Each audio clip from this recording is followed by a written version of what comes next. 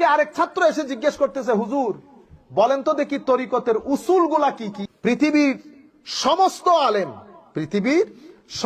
আলেম তরিকতের যে উসুল বর্ণনা করেছেন সেটা একেবারে উপর থেকে জুনায়েদ বগদাদি থেকে শুরু করে মারুফ করখি থেকে শুরু করে হুজুর ইমাম গাজালি থেকে শুরু করে হুজুর গৌসুল আজম, আপনি গুনতে থাকেন, সবাই তরিকতের উসুল বর্ণনা করেছেন 7টা। কয়টা?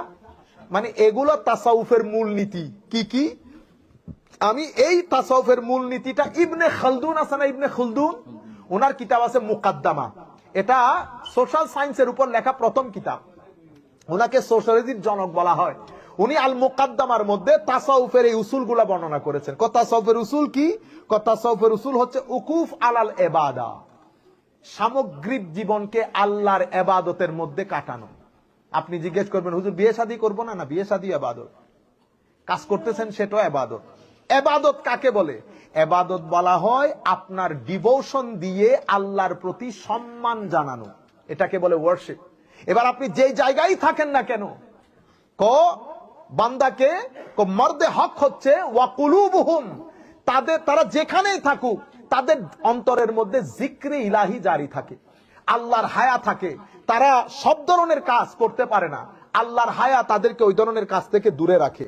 এরপরে কি?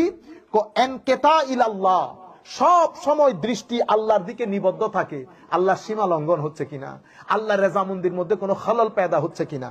এর পরবর্তীতে এরাদ আন যুখরুফিদ দুনিয়া, তারা দুনিয়া থেকে বিমুখ থাকে, দুনিয়ার মাল দৌলত এই সমস্ত জিনিস থেকে বিমুখ থাকে, মানে কি নির্লোভ থাকে, তাদের ভিতরে লোভ থাকে না। কোনো কিছু আসলে অতিরিক্ত খুশি হয় না, কোনো কিছু চলে গেলেও এত বেশি ডিস্টার্ব ফিল হয় না। মনে রাখবেন, আপনি এই দুনিয়ায় চলতে গেলে আপনাকে প্রিন্সিপাল গুলা বুঝিয়েছি। এখানে অনেক ধরনের ঘটনা ঘটবে, কিছু আপনার পছন্দের, কিছু আপনার অপছন্দের। যেই ব্যক্তি অপছন্দের ঘটনায় অস্থির হয়ে গেছে সেই ব্যক্তি ঠকে গেছে, টেনশনে পেয়ে গেছে। একটা জায়গার মধ্যে যদি নিজেকে আটকে রাখতে পারেন, যা কিছু হয়েছে আল্লাহর ইশারায় হয়েছে, আল্লাহ আমার জন্য তাহাই করবেন যাহা আমার মঙ্গল। আপনার জীবনে কোনো জায়গায় আপনি ঠকবেন না, গ্যারান্টির সাথে বলতেছি, কোন জায়গায় আপনি ঠকবেন না। আল্লাহ আপনাকে যদি কোন জায়গায় মনে করেন যে ঠকে গেলাম, এর 2 দিন পরে আল্লাহ আপনাকে আহসানুল জাযা দান করবেন। এই জন্য সবসময় আল্লাহর নিয়ামতের প্রতি গ্রেটফুল থাকবেন, আপনার জীবনের ঘটনা প্রবাহের প্রতি স্যাটিসফাইড থাকবেন। কখনো, কারণ এখানে পরীক্ষা হবে, আপনি পরীক্ষাগারের মধ্যে আছেন, এখানে এটা ঘটবে, এটা ঘটবে, এটা ঘটবে, এটা নেগেটিভ, এটা নেগেটিভ, এটা ঘটতে দেন নেগেটিভ ঘটনা। কবরের মধ্যে পজিটিভ ঘটলে হচ্ছে, আর দরকার নাই আমার। আপনারা বুঝতে পেরেছেন? এরপরে ইরাদ আন যুখরুফিদ দুনিয়া ওয়া জিনাতিহা ওয়া যুহুদ। যুহুদ মানে আমি সবার সাথে আছি কিন্তু দুনিয়া আমার ভিতরে নাই। আমার নবীকে সাহাবায়ে কেরাম জিজ্ঞেস করতেছি, ইয়া রাসূলুল্লাহ, একটা কাজ বলেন ইয়া রাসূলুল্লাহ, যেটা করলে মানুষও ভালোবাসবে, আল্লাহ ভালোবাসবে। আমার নবী বলেছেন, ইজহাদ ফিদ দুনিয়া ইউহিব্বুকাল্লাহ ওয়াজহাদ ফিমা আইদিন নাস ইউহিব্বুকান নাস, কামা ক্বালা নবী সাল্লাল্লাহু আলাইহি ওয়াসাল্লাম। দুনিয়াতে থাকবে, দুনিয়া তোমার ভিতরে রাখিও না। এটা বলা অনেক সহজ, আমি খুব দ্রুত বলে ফেলছি। এটা আল্লাহর ওলিদের কাজ, আমাদের পক্ষে সম্ভব না। অর্থাৎ দুনিয়ার সাথে নিজের কানেকশনটাকে খুব স্ট্রং করে ফেলিও না। আল্লাহ ভালোবাসবে, আসলে আল্লাহ ভালোবাসে।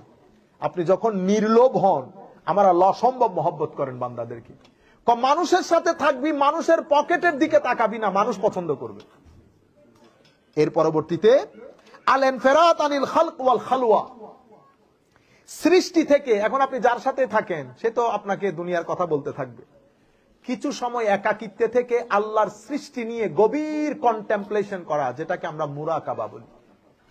একাকিত্বের মধ্যে থাকা, রাত্রে জেগে ইবাদত করা, এই জিনিসগুলো উনি এভাবে বলেছেন। ইমাম গাজালির মতো বলেছেন, কতউল আলায়েক হিজর আনিল খালায়েক আল ইনকিতা আনিল খালক আল ওয়াসলু ইলাল খালিক। এভাবে হুজুর জুনায়েদ বুগদাদি বলেছেন, সাখাত, রেদা, সবর, ইশারা, গুরবত, সুফ, সাহা, ফকর। এর পরবর্তীতে হুজুর গৌসুল আজম তাসাউফ কি, এটা জিজ্ঞেস করার পর হুজুর বলেছেন, তাসাউফ হচ্ছে তা দিয়ে তাওবা, সাদ দিয়ে সাফা, ওয়াও দিয়ে উসলা, ফা দিয়ে ফানা, এটার নাম তাসাউফ। কিরকম? তাসাউফ হচ্ছে বান্দা যখন গুনাহ করে আল্লাহর রাস্তায় ফেরত আসে এবং ফেরত আসতে থাকে, রিটার্ন টিকেট নিয়ে ফেরত আসে।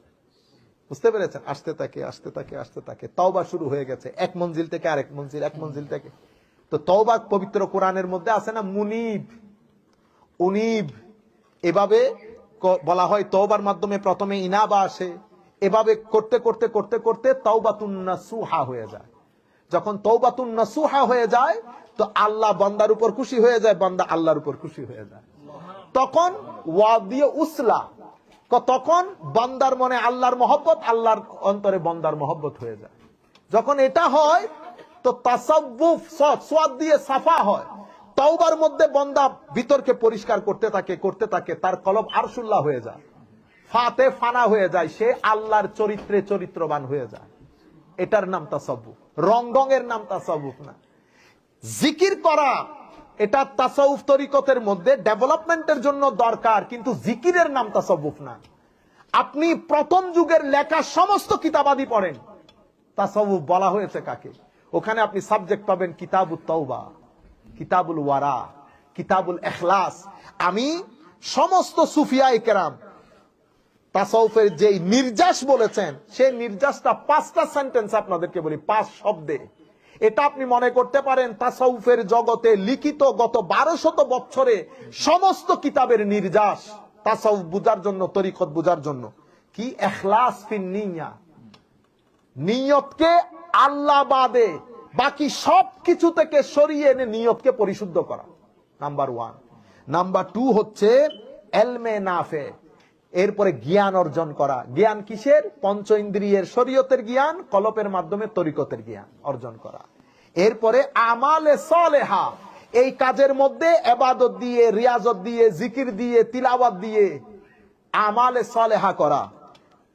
চতুর্থ আখলাকে হাসানা, আমার নবীর রং ঢঙে নিজের চরিত্রকে সাজানো। পঞ্চম সালামাতুল কলব, অন্তরকে হিংসা, বিদ্বেষ, অহংকার, অশ্লীলতা সবকিছু থেকে পবিত্র করা। এগুলোর নাম তরিকত তাসাউফ। বাকি আমরা যা করি সেটা আপনাদের হাতে ছেড়ে দিয়েছি, আপনারা সিদ্ধান্ত নেন আমরা কি করি।